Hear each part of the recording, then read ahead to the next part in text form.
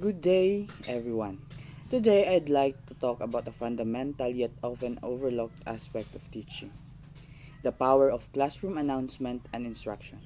These are not just the routine parts of a lesson, they are essential tools that shape how students engage, understand, and succeed in their learning environment. So, why announcement and instructions matter? Think of announcements and instruction as the bridge between a teacher's expectation and a student's action. When they are delivered clearly, students know what to do, when to do it, and how to do it. This leads to a smoother transitions between task execution and more organized classroom. But when they are rushed or unclear, confusion sets in. Time is wasted and tasks are misunderstood. Frustration builds for both students and teachers. So, how does teachers deliver effective classroom announcements and instructions? There are some tips in delivering effective classroom announcement and instructions. Clear and concise techniques. The first and most important principle is clarity. Students respond best to simple, direct, and concise language. Long-winded explanations can dilute the message. Instead, teachers should focus on the essential, such as deadlines, activities, and reminders. For example, instead of saying, "You may now prepare for our group activity and arrange yourselves accordingly," a clearer version would be, "Group yourselves into five, bring your notebook, and sit at the back." This version is short but specific and easy to follow. So, the students can clearly understand this and it avoids confusion and the students know what to do based on the instruction of a teacher. Using visuals for better understanding. Not all students process verbal instructions the same way. That's where visual aids comes in. Writing instructions on the board, showing slides, using posters, or posting it in digital platforms like group chats or learning systems can reinforce what's being said. Visuals help highlight key details like dates, steps, or reminders, and give students something to refer if they forgot it. It's simple strategy that boosts retention and reduces confusion. Giving step-by-step instruction. Large tasks can overwhelm students if presented all at once. That's why breaking them into smaller, manageable steps is crucial. Using transition words like first, next, then, and finally helps students follow the sequence and stay focused. For instance, instead of saying finish your project, a teacher might say, "First write your outline, next gather your materials, then start building. Finally, submit your work by Friday." This structure guides students through the process and minimizes errors. Ensuring students understand before moving on. Even the clearest instructions can be misunderstood. That's why teachers should pause and check for the comprehension. Asking, "Is everything clear?" or having students repeat the instruction in their own words ensures that everyone is on the same page. This step is especially important in diverse classrooms where students may have different learning styles or languages. It is simple way to prevent miscommunication, make sure that no one is left behind. Repeating and checking for comprehension. Repetition isn't just for memorization, it's for reinforcement. Key instructions should be repeated at least once, especially if they are critical to the day's activity. Summarizing instructions at the end and observing students as they work helps the teachers confirm that the directions are being followed. This practice builds classroom structure of support and accountability, where students feel guided and confident in their tasks. To wrap up, classroom announcement and instruction are more than just the words. They are strategic tools that shape learning experiences. When teachers communicate clearly, use visuals, break tasks into steps, check for understanding, and reinforce key points, they create the classroom that is organized, engaging, and successful. In the end, effective communication isn't just delivering information. It is about empowering students to act on it. And when that happens, both teaching and learning become smoother, more meaningful, and far more impactful.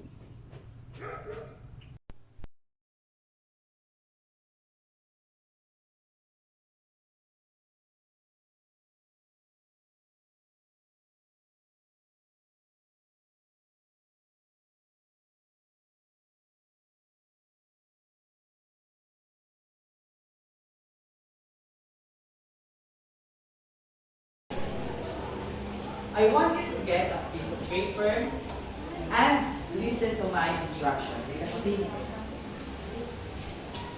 Write an announcement and it must be concise and direct so that your future students can easily understand what is your announcement.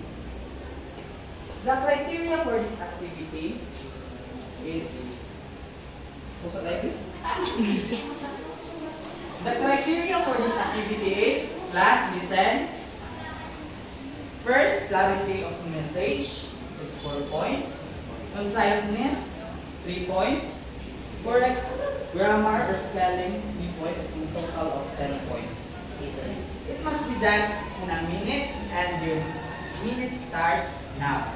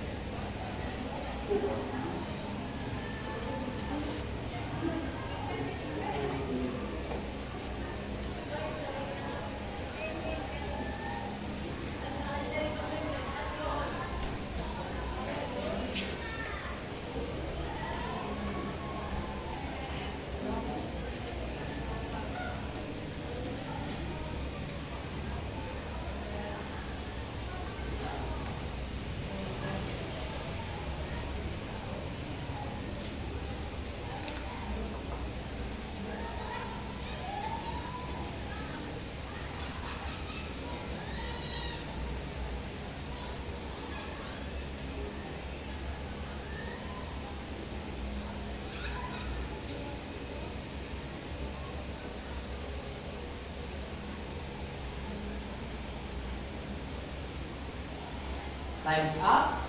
Pass it in front. Count of 5, 4, 3, 2, 1. Now, with your seatmate, I will give you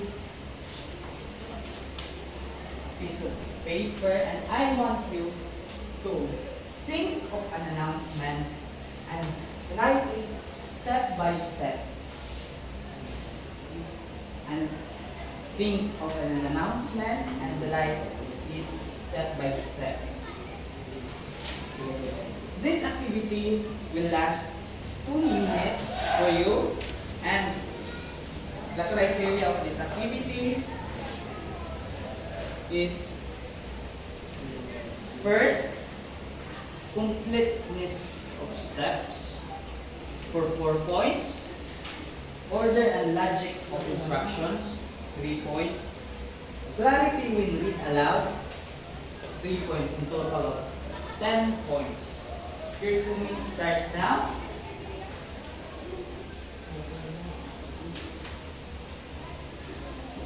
Yes.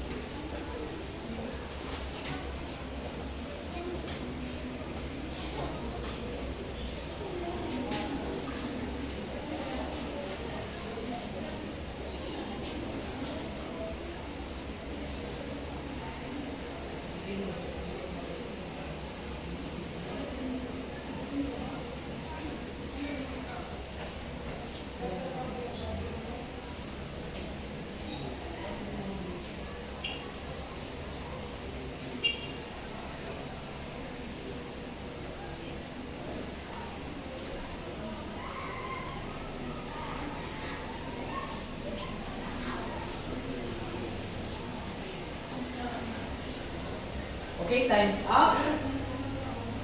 Miss Larupinas, how was it? Okay. Pass it here.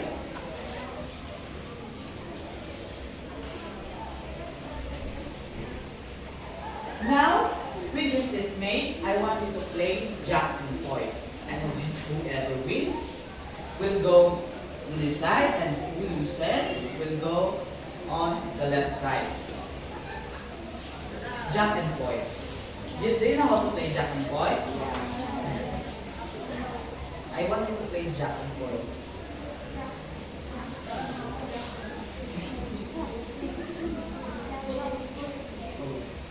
Whoever wins will go inside. And whoever loses will go on the left side.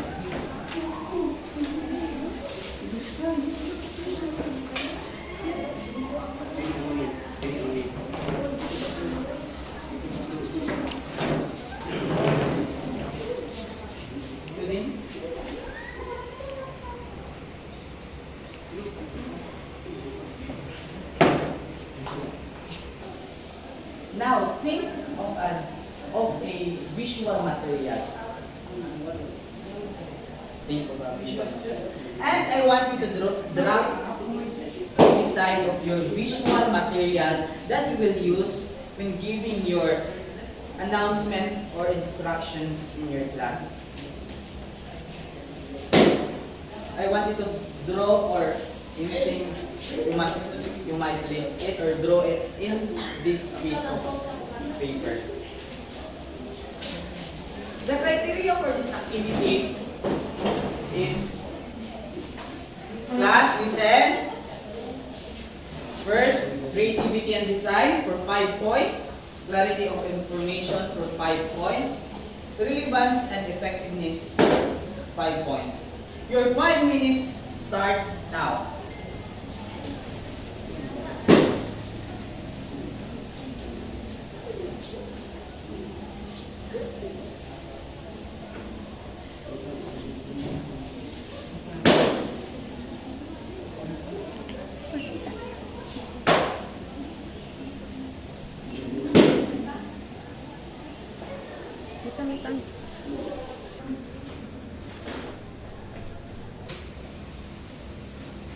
What is that, Miss Julie? Okay. And how about this group?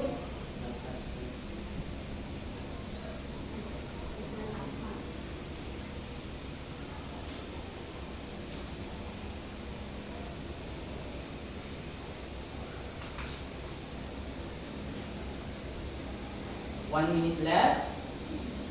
1 minute left.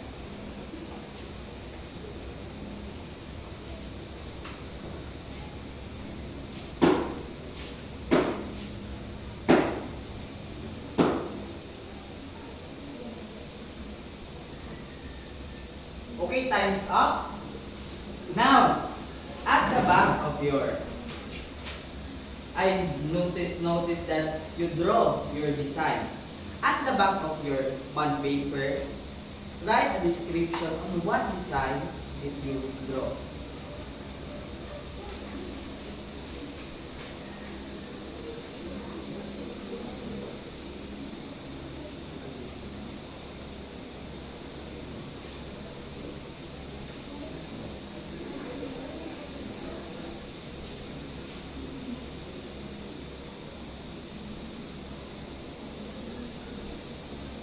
Okay, now, pass it in front.